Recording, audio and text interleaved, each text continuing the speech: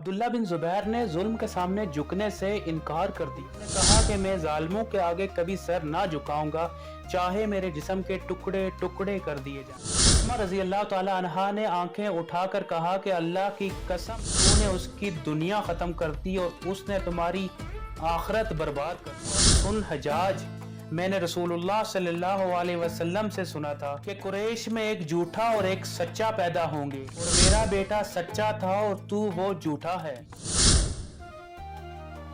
बिस्मिल्लाहिर्रहमानिर्रहीम। अस्सलाम वालेकुम नाज़रीन, वेलकम टू माय चैनल। ये कहानी है मक्के के दिल की। ये दास्तान है काबे के साए की, जहाँ एक माँ ने अपने बेटे को हक के लिए कुर्बान किया। जब यजीद मर गया और उम्मत का बोझ कम हुआ तो अहले मक्का और मदीना वालों ने एक मर्द मोमन की बैत की। ये मर्द मोमन था अब्दुल्ला बिन जुबैर, जो सदीक अकबर रजी अल्लाह तआला अन्हो के नवासे, आयशा सिद्दीका रजी अल्लाह तआला अन्हा का भांजा, जुबैर बिन अवाम रजी अल्लाह तआला अन्हो का बेटा और अस्मा बिन अबू बकर की आंखों का नूर। अब्दुल्ला बिन जुबैर ने जुल्म के सामने झुकने से इनकार कर दिया। उन्होंने कहा कि मैं जालिमों के आगे कभी सर ना झुकाऊंगा, चाहे मेरे जिस्म के टुकड़े टुकड़े कर दिए जाएं। लेकिन शाम में एक बादशाह था अब्दुल मालिक बिन मरवान, जिसने अपनी सल्तनत बचाने के लिए अपने जर्नैल हजाज बिन यूसुफ को मक्के भेजा। हजाज ने वो काम किया जिससे फरिश्तों के दिल भी लरस जाएं। उसने काबे पर हमला कर दिया। आसमान की तरफ पत्थर उड़ते और अल्लाह के घर पर बरसते। गिलाफे काबा जल रहा था, दीवारें गिरना शुरू हो गई और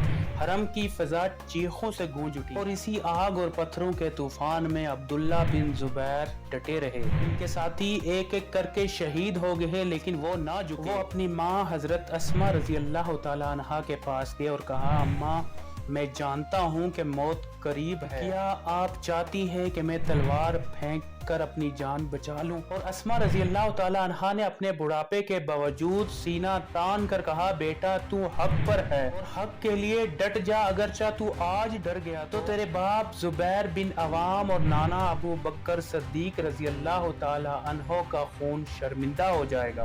बेटा, मौत हक है और बदनामी मौत से भी ज्यादा कड़वी होती है। और ये अल्फाज सुनकर अब्दुल्ला बिन जुबैर की आंखें चमक उठी। वो वापस लौटे और शमशीर थाम ली। हरम की जमीन गवाह है कि उन्होंने मर्दानगी और ईमान की आखिरी लड़ाई लड़ी। फिर वो वक्त आया जब अब्दुल्ला बिन जुबैर शहीद हो गए। हज्जाज ने लाश को लटका दिया कि ताकि लोग डर जाएं, लेकिन वो भूल गया था कि तारीख को खून से लिखने वाले नाम कभी नहीं मिटते। हज्जाज ने कासिद भेजा और कहा कि अस्मा को बुलाया जाए। जब वो आई तो हज्जाज ने तंजिया तौर पर कहा, क्या देखा तुमने, तुम्हारा बेटा बागी था, मैंने उसे खत्म कर दिया, और अब कैसा लग रहा है तुम्हें?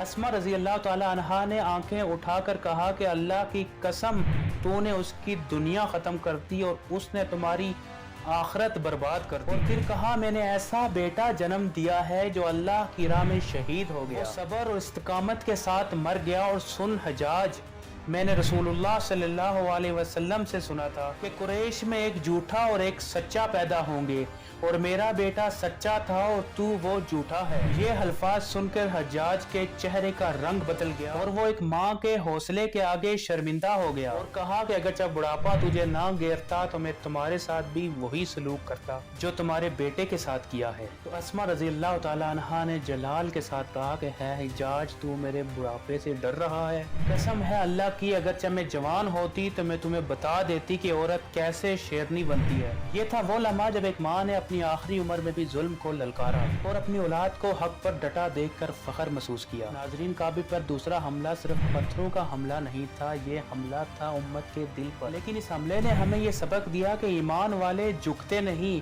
वो टूट जाते हैं मगर बिकते नहीं। अब्दुल्ला बिन जुबैर शहीद हो गए और इनका नाम क़यामत की सुबह तक जिंदा रहेगा। हज्जाज जैसे जालिम तारीख के कूड़ेदानों में फेंक दिए गए। ये थी काबे पर दूसरे हमले की दास्तान, जहां पत्थर बरसते रहे लेकिन ईमान का चिराग बुझा नहीं और भी रोशन हुआ। अपने मेजबान कामिल इकबाल को इजाजत दीजिए। Subscribe please. Allah Hafiz.